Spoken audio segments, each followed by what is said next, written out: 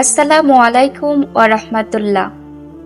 আশা করি আল্লাহ তাআলার অশেষ রহমতে আপনারা সবাই অনেক ভালো আছেন।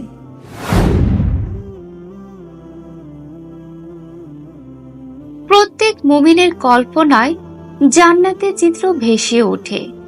যখন কোনো মুমিন আল্লাহর ধ্যানে মগ্ন থাকেন, তখন জান্নাতের স্নিগ্ধ হাওয়া যেন তার মন ছুঁয়ে যায়। শেষ রাতে মহান আল্লাহর জিকিরে মগ্ন থাকা অলি আউলিয়ারা হারিয়ে যান অন্য কোনো ভুবনে। যখন কোনো মুমিনের মুখে সুবহানাল্লাহ উচ্চারিত হয়, তখন তার চোখে ভেসে ওঠে জান্নাতের সেই সবুজ বৃক্ষটি, যা তার জিকিরে পুরস্কার স্বরূপ তার জন্য জন্ম নিয়েছে। রাসূলুল্লাহ সাল্লাল্লাহু আলাইহি সাল্লাম ইরশাদ করেছেন, যে ব্যক্তি সুবহানাল্লাহিল আজিম ওয়া বিহামদিহি পড়বে, তার জন্য জান্নাতে একটি গাছ হবে। জান্নাত নিয়ে প্রত্যেক মুমিনেরই কৌতূহল রয়েছে। জান্নাত দেখতে কেমন হবে, সেখানকার গাছপালাগুলো কেমন হবে, সেখানকার ঘরগুলো কি মেঘে ভাসবে, সোনা দিয়ে মোড়ানো থাকবে, আরো কত কি।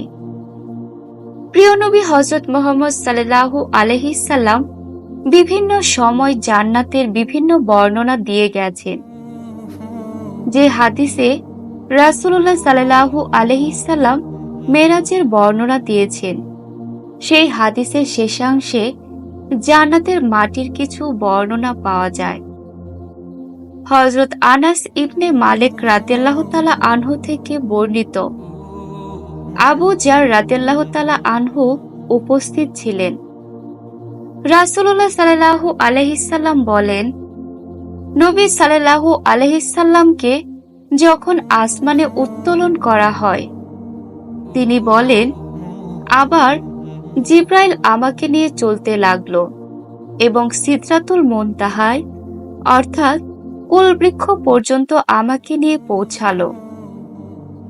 আমার অজানা অনেক রং তাকে অর্থাৎ কুল বৃক্ষটিকে আবৃত করে রেখেছে। অতঃপর আমাকে জান্নাতে প্রবেশ করানো হলো।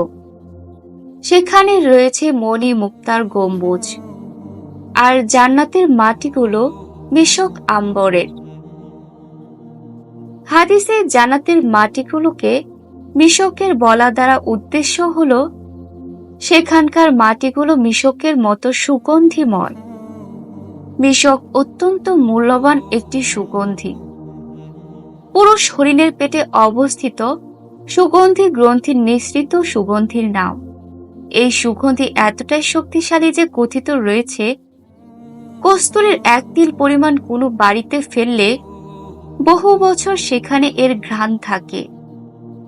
3000 ভাগ নির্গন্ধ পদার্থের সঙ্গে এর এক ভাগ মেশালে পুরো পদার্থই সুবাসিত হয় কস্তুরীর ঘ্রাণে। দুনিয়ার মিশকের সুরভি যদি এতটা উৎকৃষ্ট হয়, তাহলে জান্নাতের মিশক না জানি কেমন হবে। সুবহানাল্লাহ। মহান আল্লাহ তার প্রিয় মেহমানদের জন্য জান্নাতের মাটিকে এতটা সুগন্ধিময় করে রাখবেন। শুধু তাই নয়, জান্নাতের মাটির রং হবে ধবধবে সাদা। হযরত আবু সাঈদ রাদিয়াল্লাহু তাআলা আনহু থেকে বর্ণিত, তিনি বলেন, ইবনে সায়াদ জান্নাতের মাটি সম্পর্কে নবীজি সাল্লাল্লাহু আলাইহি সাল্লামকে জিজ্ঞেস করলে তিনি বলেন, জান্নাতের মাটি ময়দার মতো সাদা এবং খাঁটি মিশকের মতো সুগন্ধিযুক্ত হবে। সাদা মাটি দুনিয়াতে ব্যাপকভাবে না পাওয়া গেলেও কিছু জায়গায় পাওয়া যায়। এটি অত্যন্ত মূল্যবান, যাকে আমরা সাধারণত চীনামাটি বলে চিনি। প্রাচীন যুগ থেকে চীনামাটির জিনিসপত্র বিশ্বজুড়ে জনপ্রিয়। বলা যায়, চীনামাটি রপ্তানির মাধ্যমে চীনের সুনাম ব্রিটেন ও ইউরোপের দেশগুলোতে ছড়িয়ে পড়ে।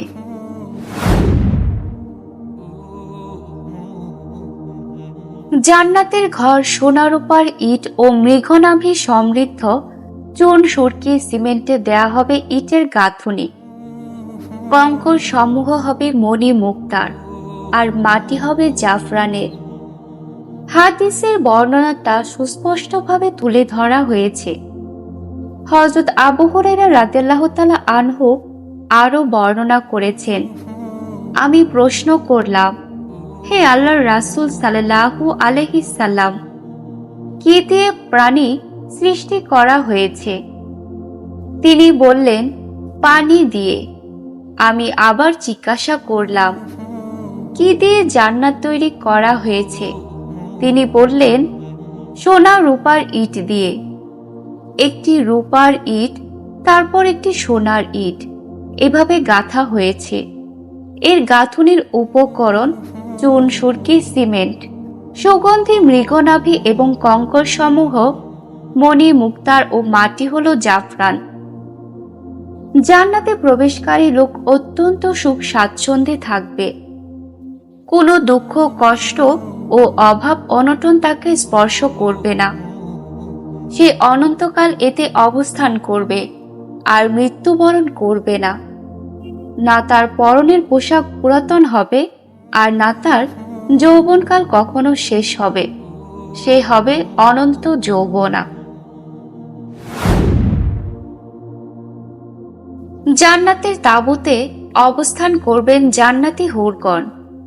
মহান আল্লাহ তাআলা কোরআনুল কারিমে তা এভাবে জানিয়ে দিয়েছেন। সূরা আর রহমানে মহান আল্লাহ তাআলা বলেন, জান্নাতের তাঁবুতে অবস্থানকারিণী হুরগণ। সূরা আর রহমান আয়াত ৭২।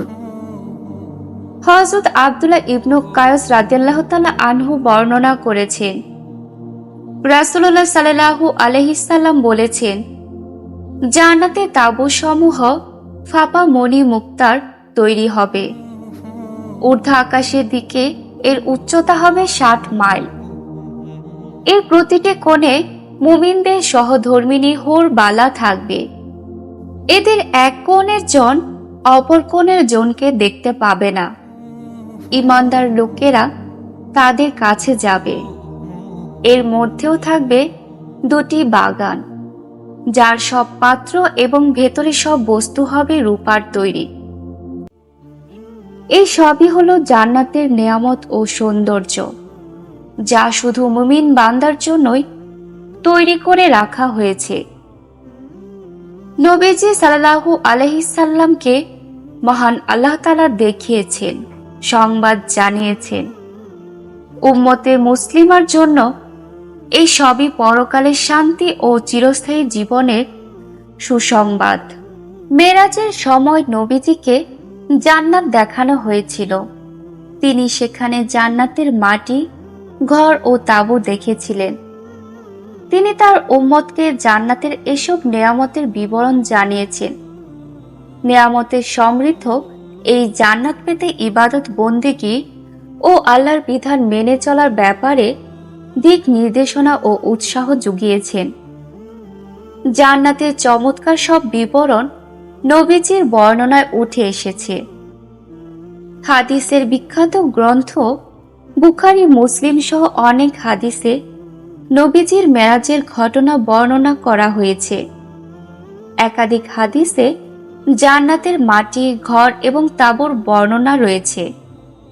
জান্নাত হলো পরিশ্রমের ফল, তাই তো জান্নাতকে পরিপূর্ণ করা হয়েছে পরিশ্রম দ্বারা। যে ব্যক্তি একবার জান্নাতে প্রবেশ করবে, সে জান্নাতের নেয়ামত ভোগ করতে থাকবে। কখনো সে হতাশ হবে না। জান্নাতে চিরকাল থাকবে, সে সেখানে কখনো মরবেও না। তাদের পরিধেয় কাপড় কখনো পুরাতন হবে না। সুতরাং জান্নাত লাভে মুমিন মুসলমানের উচিত অন্যায় ও কুপ্রবৃত্তি থেকে নিজেদের হেফাজত করার পাশাপাশি ন্যায় ও সত্যের পথে কঠোর পরিশ্রমে নিজেদের নিয়োজিত করা। আল্লাহ তাআলা মুসলিম উম্মাহকে কোরআন সুন্নাহ মোতাবেক জীবন পরিচালনা করে চিরস্থায়ী সুখের স্থান জান্নাতের অধিবাসী হওয়ার তৌফিক দান করুন। আমিন।